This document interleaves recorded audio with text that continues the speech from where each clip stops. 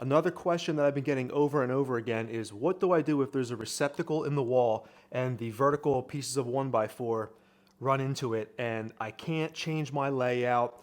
Moving the receptacle is not an option for me. What can I do to work around a receptacle and make it look decent with the wall paneling? So let me show you an option. So I've got a single gang old work box here. Let's go ahead and put this in our mock-up.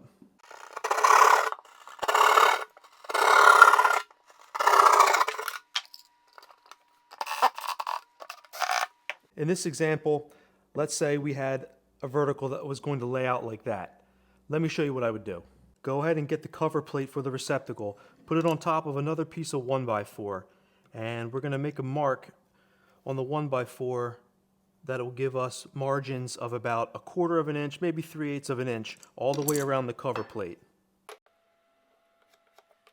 Now we'll take a measurement for the inside of the box, left to right and up and down. 2 1/8, 3 inches. Now we'll come back to this block of wood and we'll mark those dimensions out on this block, centered in this block.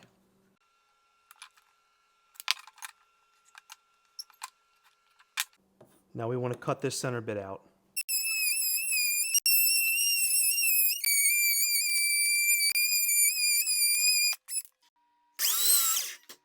We've essentially made ourselves a block that the receptacle can install inside of. So you'll need some longer screws, and then you can go ahead and get this receptacle installed in place here. Now you can take your vertical 1x4 and put the appropriate notch in it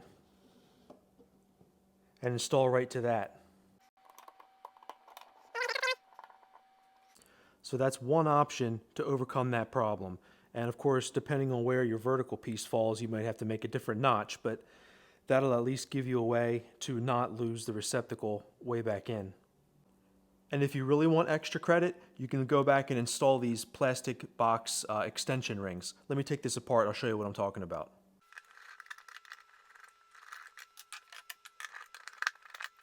Your rough-in boxes should always be out flush with the finished face of the wall, whether it's drywall, tile, woodwork, whatever. So if you're going to build material up past the face of this plastic box, you should really get the appropriate extension ring. You can find these at Lowe's or Home Depot.